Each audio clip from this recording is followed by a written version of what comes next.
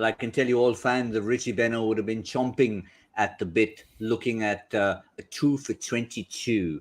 But not too many of them would have been able to add another to get it 2 for 222. That's not something you often see in any form of the game, be it Test cricket, ODI cricket, or T20 cricket. But that's what Rajasthan have done. They've put the opposition to the sword, 222 for 2 in 20 overs.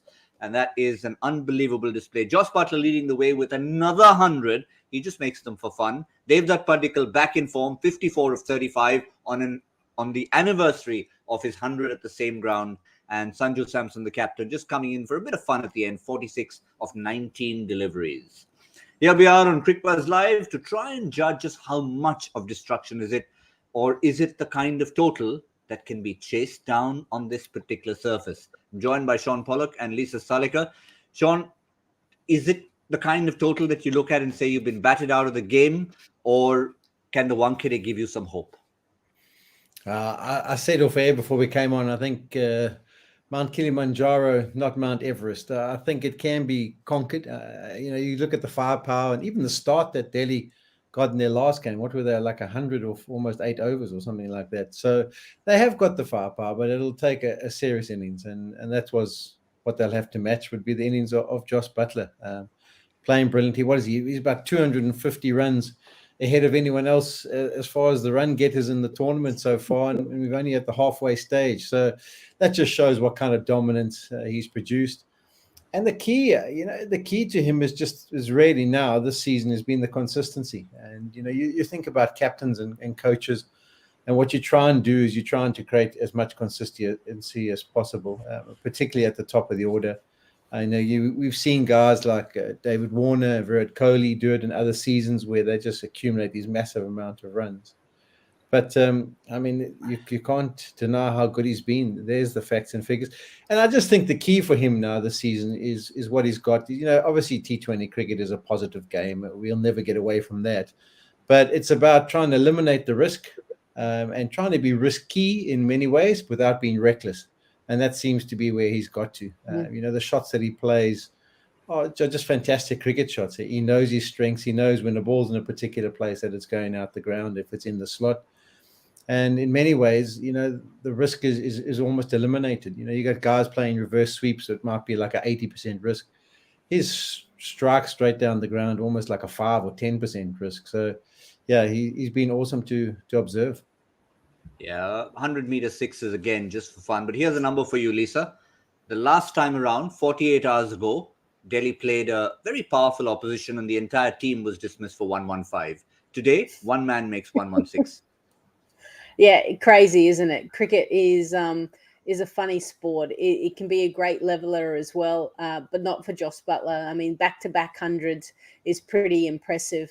And the way he went about it, we spoke at the 10-over mark that he actually was quite circumspect at the start, and he was cautious against the spinners initially. He was quite happy to knock it around for a singles, and then it was his use of feet to Kuldeep Yadav and that over against Khalil Ahmed where he picked up 2 sixes. That was really where he just went through the gears and kind of shifted from 5th to 6th and didn't really come out of that. So amazing striking.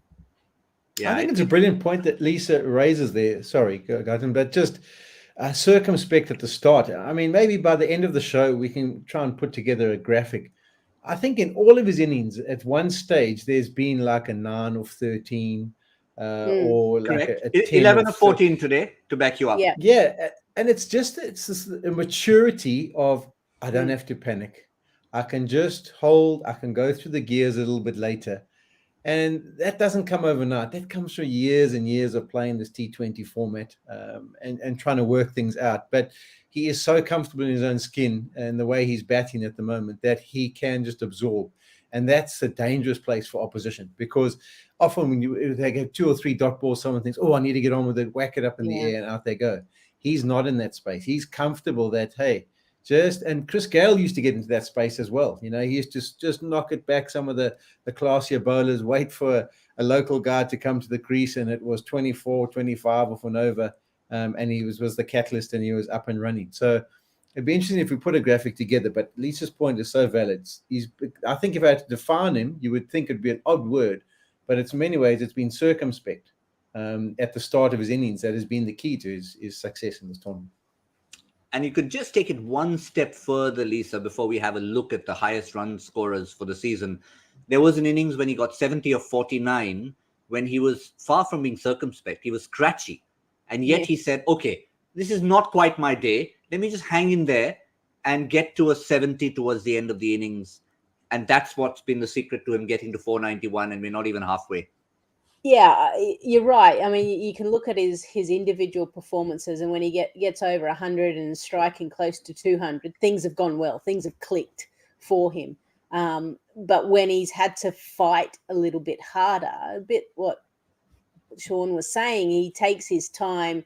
He's willing to soak up the pressure, find different ways of scoring, and like he said, he doesn't take too many risks. So yeah, just a maturity. We even saw it in the recent women's World Cup. Elisa Healy, when she scored that 170, she said, "I'm quite happy to soak up the pressure when the ball's swinging, and then I know I'll catch up." So it is that maturity of a player when they've played that much cricket that they go, you know what, I'm good enough to be able to cope with the pressure, and I'll catch it up later. Not a problem. But I wonder what all of you have to think about it, not necessarily after the innings, but we did have a question that we've saved from the beginning of the show for you. This is our hashtag Ask Cricbuzz Live question of the day, and let's put it up there. And I think it's very relevant, Sagar, that we take it at this stage rather than early on. Delhi openers' excellence is papering over cracks in their middle order. With Marsh ruled out indefinitely, who's their long-term solution at number 3? So I think, Shaun, probably we can look at this question in two parts. One is in context of that innings. Numbers 1 and 2 have to start doing the job. But 1 and 2 probably won't be enough for a 223-run chase. You need to find that solution at number 3 as well. Yeah, they do. They've tried a few options there, and none have really come off them so far this season. I just think the key for them will be a start. Our predictions were so bad in the first innings that we'll be going down to the power play predictions. But when you get there, it's going to have to be a solid start and a quick start, and then that just calms things down. If you can somehow get to 80 or 100 with one wicket down, then there can be them forming some belief. But there has been a reliance a little bit on those two. They're powerful. They're pocket rockets at the top of the order, and they can put bowling lineups under pressure, and they'll be trying to do exactly that. I just do wonder, we talked about Ricky Ponting not being there.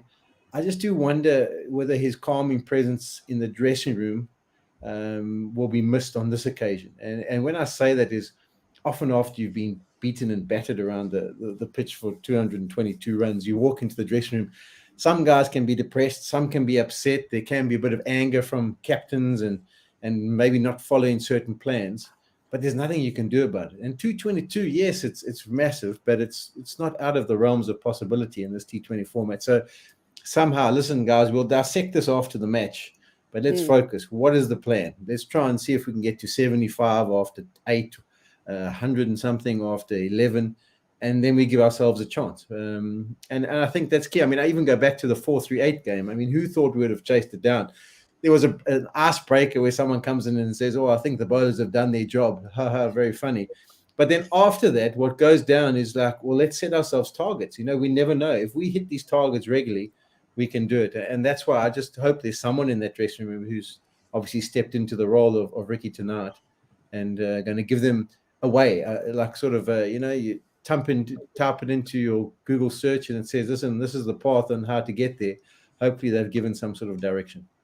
Yeah, it was Jacques Kallis on that day. I think Shaun, who popped in there and said they're 15 runs short.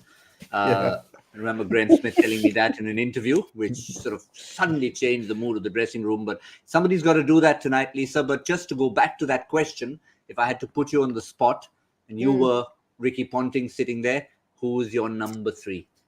Well, I think they really wanted Mitch Marsh, didn't they? And it just hasn't worked out. He's come over. He's injured now. He's got COVID as well. Mandeep Singh, he's been there and thereabout. Robman Powell unless they lose a wicket within the power play, I just don't see him having a big impact.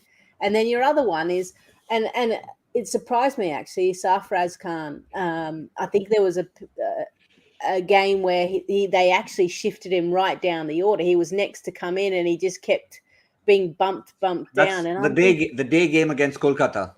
That's it.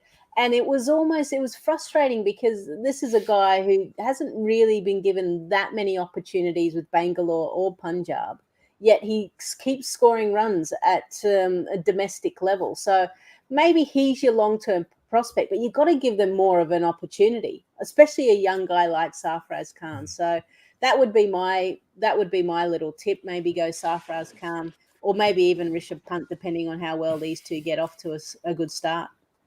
I tell you what I would do, and it might be a little bit from left field, but I would go to David Warner and Rishabh Pant. I'd speak to the two of them and say, who do you think it should be? And once they've given me an answer, I run with that guy.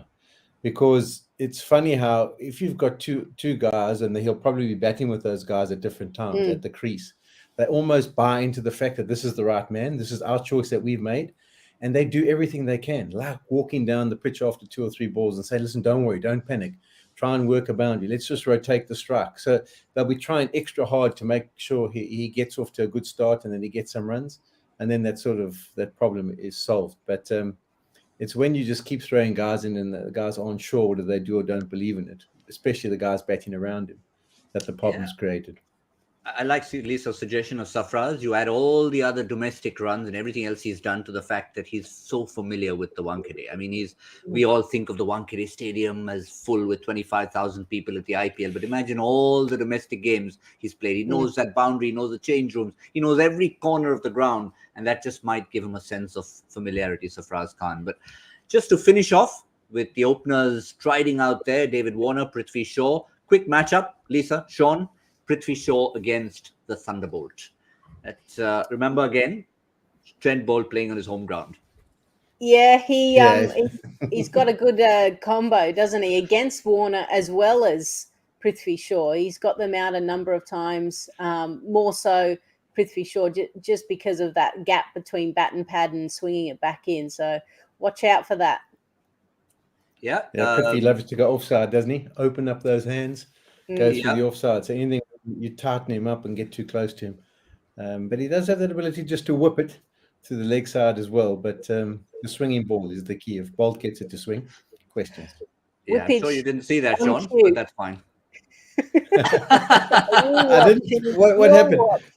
Come on. I'll turn my thing. What? Oh, come on, come clean. What's happened? Oh, we love this. We love this. First ball has been whipped exactly as you described it. Whipped to the onside for 4. So that's the big matchup. I promise you there's no TV here. All right, fine. We'll take your word for it. But yeah, if that's a matchup, it's one worth looking out for, because certainly Trent Bolt will look out to have something to do with that. The second ball has gone for 4, straight down the ground. A nice typical Prithvi punch. And it's 8 without loss. And Mount Kilimanjaro, you're already at base camp and you're headed to the top. So should be interesting. Only thing left, power play predictions. We've got a head start, 2 balls, 2 boundaries. Shaun Pollock? 49. 49? That's conservative. I think higher. I'm going 59. How about you, Lisa? I'm going to go 53. All right, 49, 53, 59. Certainly, Prithvi and David Warner will be looking to maximize this. We've had 2 boundaries already. We're not going to hang in there because we'll keep talking boundaries. We've reviewed what Rajasthan have done. Just a quick reminder in case you're still listening. 222 for 2 in their 20 overs at the back of yet another Jos Buttler 100 and a marvellous innings from Devdutt Padikkal, who we haven't even talked about thanks to the Buttler magic, but we will do at the end of the show. We only have time to remind you, 10th over Cricbuzz Combox. Delhi will need to have a few runs on the board if they are to chase this big one down. Thank you, Shaun. Thank you, Lisa. We'll see all of you in about 9.5 overs time.